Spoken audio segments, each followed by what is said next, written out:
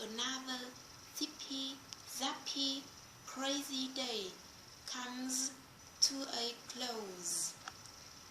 As we zoom up to Joe's snooze zone, Zoe Jones of Zodiac Zoo plays with her zipper.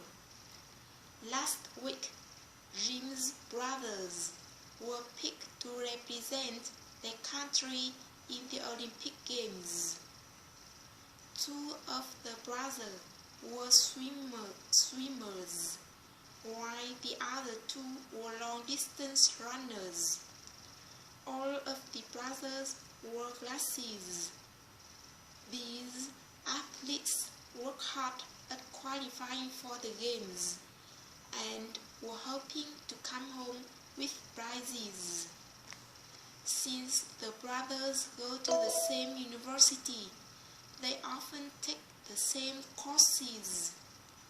This makes studying easier and gives them more time to do other things. On Thursday, I had a very lazy day. I woke up early and first squeezed oranges into juice. I then got dressed and watched the sunrise come up over the mountains. It was so beautiful that I took many pictures with my camera, and I used 3 rolls of film.